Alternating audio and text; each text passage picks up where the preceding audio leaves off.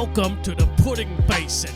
This is Tom Stoppard, and this whole podcast is about Bedlam Theatre's production of Arcadia, one of my masterpieces.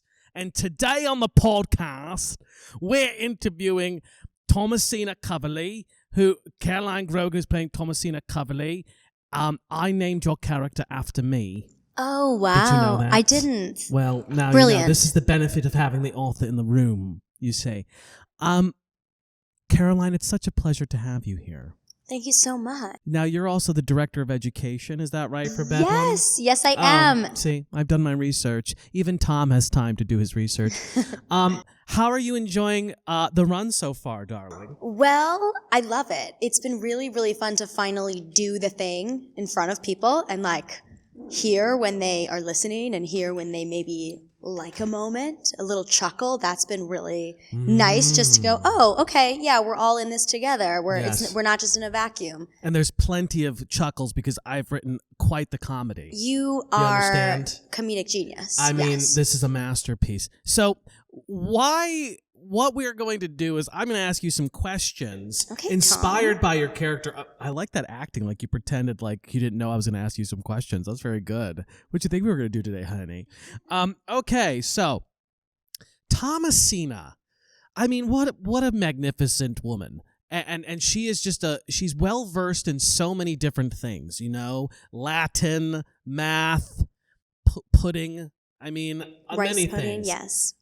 Tell me, what was your favorite subject in school? Cue Caroline. Oh, well, I really liked history. Okay. Yeah, because it was like English, but there was clearer content. We knew what we were going to be studying. Sure. So I liked history. Come on, Buffy, don't worry. Yeah, come on through. Yes. Our props designer, everyone. So history was your favorite subject? History was my favorite. I actually did really like math. I did. Oh, okay. And yeah, I think there was something about math that was so rewarding because, okay, yes, I can check that's right. Or even when we were doing all the homework, you can check in the back of the book the even numbers. And you're like, oh yeah, I got this. I'm doing the thing that they're asking me to do. And you liked the answers. I liked the answers. Yeah. No, also, fun fact. Yes. Not too long ago, I was tutoring some children here in New York City, some dancers, high school dancers in math. And you really were? Yeah. That's incredible. I mean, they're like, can you You were really good at math then.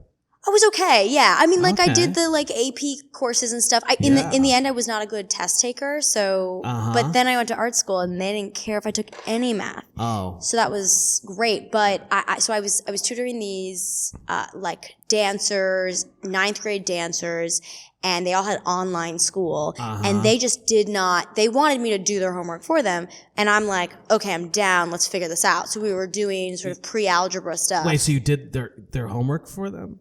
I mean, we did it together, but I would cheating. go home. Wait, so literally you cheated. Yeah, literally you taught these kids how to lie and cheat. Okay. Well, Bedlam's director of education, everybody. Okay. No, I'm just teasing. It was so fun, though, because I went back to all of the concepts, and I would sort of have to relearn them. And especially now for this process, it's been really fun because I'm like, oh, yes, that geometry thing. Oh, right, sure. Right. Oh, of course, this is how we're going to, isolate this variable or whatever. Yes. And that's been kind of fun, especially when we're here and I'm doing the thing. Yeah, when you're actually doing math. It's fun to re-engage with the concepts. Yeah, because I was a big memorizer with the math, but I didn't really understand any of it. You know what I mean? So. But you knew what the steps were. Yeah, But tell me, the next question I have, this is a very personal question. Okay. So the beginning of the play, my genius play, gets a laugh every night. Okay. Thomasina does not know what carnal embrace is. Come on. And then Septimus explains it to her as a side of beef. It's quite a funny exchange. Buy tickets. They're $175 each to come to learn more. But listen, so this is how Thomasina learns about the birds and the bees. Do you remember when you learned about the birds and the bees? Wow. Do I remember? Crying? I'm like, no. I actually don't. I don't remember. You don't remember who taught you that? No, I don't. And I almost think that maybe no one sat me down to have that conversation. Really? Yeah, not at all. I think that they... Wow. Okay, Randy. There's a camera Randy right there. Curtis Rand. Yeah. Everybody. No, I don't think I remember who taught me the birds and the bees. I don't think I got sat down and said, this is the thing. Okay. I think that I watched a lot of PG-13 movies with my mother. I do remember watching the first Sex and the City movie. Excellent film. That was not PG-13 though. It was R. Was it? Oh, that's what R, it was. R. I'm wrong. I was watching R when I was like 10. Get it, girl. Because whatever. And so I think that was very clear. And that was her way of teaching you. Yeah. Through the media. Sarah Jessica Parker. That's great. I remember I learned because if you want to hear my story. Yeah, I do. I remember the talk very distinctly. My father thought I was gay because I did plays, and my dad's a very sort of like traditional, kind of older Italian gentleman. Sure. And I had NSYNC. I used to love NSYNC, so I had NSYNC posters on my wall, and I loved NSYNC. And he came in. I remember he walked into my room, and he's like, he looked around, he saw the NSYNC posters, and he was like, God. He was just like so upset. He sat me down. I was like, Mike, all right, I'm going to talk to you about, and it might be a little different for you. He was trying really hard. He's trying really hard to like be accepting. Sure. And it was basically, so he's like, so, and I just remember there's a very painful, awkward talk because, we probably cut that out. Sad. Anyway. No, nice. Nice that you had a nice moment with your father. Yeah. Anyway, so your mother taught you just by playing movies for you. Okay. Yes, R-rated movies. R-rated movies. Mm-hmm. Okay, well, good. Very good. Okay, so I would venture to say, okay, I did write the play, so I know everything about these characters. I think Septimus is a big inspiration on Thomasina. Wouldn't you definitely, say so? Certainly. Who was a very inspirational teacher in your life, and why? Oh, an inspirational teacher. Wow. There's so many. Of course, you have to pick one. Oh God, of course. You could pick three. Of course, my drama teacher, Mr. McGarvey, was a huge inspiration. Because didn't you also say that he was hot? That was Mr. Harvey, my math teacher. Oh. Yes, he was super hot. Inspiring, yes, but mostly hot. Okay. And also good at teaching math. Very good. Okay. But Mr. McGarvey Mr. Harvey and Mr. McGarvey. Yeah, it's Are these made up people? Where did you go to school? Mr. Harvey McGarvey, Mr. Fabarvey. They were neighbors. No. No, Mr. McGarvey was very inspiring. Drama teacher, also English, and really gave me just the inspiration to break out of my suburban Ohio life, go big, have big dreams. And how did he do that? He would tell you to dream and stuff. Yeah, he's like, Caroline, sit down. No, seriously, what would he do that inspired you? No, I think he just sort of. I was when I came in and I was a freshman in high school, and he took a chance on me, and he had just sort of come back to the school to be the, in charge of the drama program. And I'm like this little pipsqueak, and he's like, yeah, get in here and do this thing. And then from there, it's we just started having a real friendship, and now we're really good friends now in adult life. And, he'll come to visit and see shows. And that's been really special. Cool. That I felt like that friendship started really early. And it is similar to Septimus, actually. Yes. This sort of equal, just because we're, a teacher student, we're both people, and we're both, in the, pursuit of the same thing. And I think that's very clear in this play that you brilliantly wrote. So thank you. Thank you. Yeah, I know. It's universal. Does Mr. McGarvey, does he still teach? Yeah. Okay, very good. Good for him. That's awesome. Okay, great. I like that. Okay, so in the play, we never see Lord Byron. This was a choice I made. You see, it was good. A device, as they say.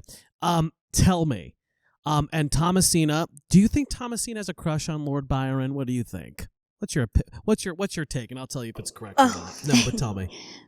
Pressure. No, I think I as Thomasina, of course, do. I think he's just so he's well traveled, and of course my mother has a crush on him too. Exactly. And I think I a little bit want mom is really the woman of the house, and everyone must give her attention and respect, and she sort of goes around, demanding it. And I think that there's something there that I want to be grown. I want to be the lady of the house, and therefore, yes, I'm sort of intrigued by him. I think, of course, I really have a real friendship and closeness with Septimus, and so of course it's funny that they are old school friends. Yeah. So Caroline, who is your Lord Byron? Who's an unrequited crush? In the past, doesn't have to be current. The Rock. But The Rock. Yeah, it's too bad he doesn't know I exist. He could stir my rice pudding any day. No, I'm just kidding. No, but yeah. Do you have an unrequited crush? Oh, an unrequited. Do I have an unrequited I used to in my math class. There's a girl named Mackenzie. Yeah, Randy. There's a girl named Mackenzie Wagner. Who was like gorgeous, and she was really popular, and she used to like joke around with me like as a pity thing, I think, and we had AP calculus. And that was definitely like, I still think about her. I'm like, what's she up to, Yeah. And I never would have. So who's that for you? That's great. That's what I mean. Someone in class who you might have. Yeah. Or in a show. Yeah. At work, I think in school back in the day, I would say, there was actually a kid named Mickey Stewart who was really brilliant, but didn't care. He didn't care about school a whole lot. He was like too. That's hot. Yeah, and I was like, oh wow, he doesn't care, but he's just brilliant. So yeah, that was like in second grade for sure. What's he doing now? I have no idea. Like he's dead. Drug overdose. No, he's smart. I think he's like an engineer or something. So hot. Yeah. He's an engineer? Maybe. Oh, so he's rich. Unclear. Engineers make money, right? Yeah. Yeah. I think for a while he was motorcycling around the United States. Yeah, see, that's hot. Yeah. That's hot. Mickey Stewart. That's hot, dude. Okay, next question. Are you enjoying these questions? I'm loving them. Are you going to yell at me when we're done? No. Okay, so Thomasina Coverley dies in a fire. Not to give away a spoiler, but still come to the play. I mean, listen, most of you know the play, and if you don't, you should read the Wikipedia before seeing it. It's not very clear. But so we're still in previews, okay? Yeah. No. Yeah. Anyway, so fire. Yeah.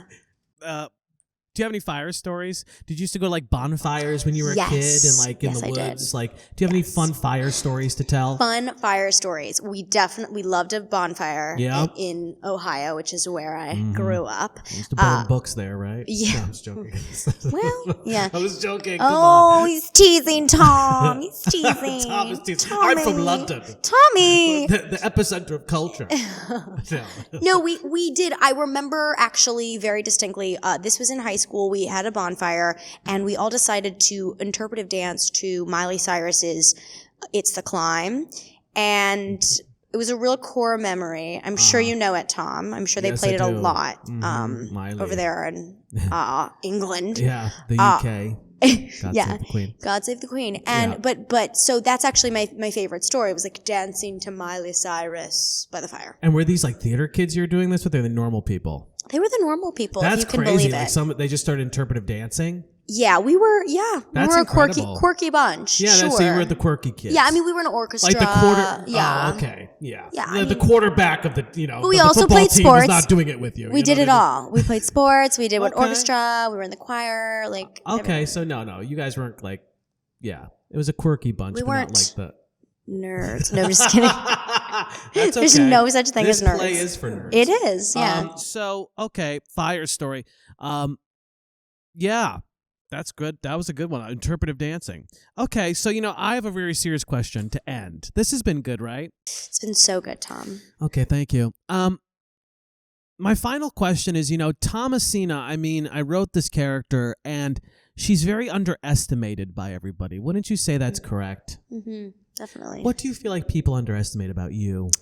Oh, this is very easy. Thank you for this question. Yes, of course. I am very small in stature. Yes. Not quite 5 foot, if you can believe it. And often people and I have a nice sunny disposition. And people really think that means I'm sort of a pushover, or that I'm like a little... That's fine. Or that I'm a little naive. And I have to say, no. I'm like a little, like, will turn into a very strong, opinionated woman who's quite bossy, actually. You are. Yeah. I've seen it. Yeah, he's seen it. No. That's good.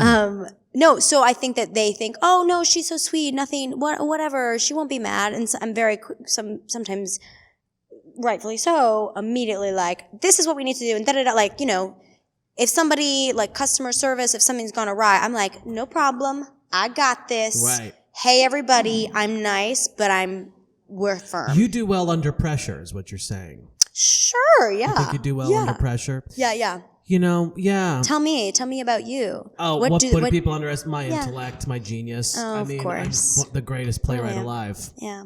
That's. I should have more Tonys, more awards. Yeah. That's what people underestimate about me. Yeah. No, but it's interesting. Smaller stature people are always very powerful people. Yeah. Because they have to compensate, you know? Yeah. Well, they don't have to, but they feel like, you know, there's it just happens. People underestimate them. You're right. And everybody, like, who I know who's smaller stature is a presence, is a force. Yeah. Fierce. Like you. Fierce. And I'm so happy that you're playing my heroine in my greatest play ever written. Oh, and so sweet. It's a pleasure, and you're doing a fantastic job. Oh, if I do say so myself. Thank you. This was the Pudding Basin. This was Caroline. Yes. Yes. Please see the show. This is tickets. Yeah, tickets are selling out quickly. Yes, bedlam.org. Bedlam.org. Nice and easy. Follow us on socials, you know, Bedlam. This has been Tom Stoppard, a.k.a. the Egyptian Noodle, a.k.a. Side of Beef. And this has been Caroline, a.k.a. Mighty Caroline, playing my heroine. I thank you so much.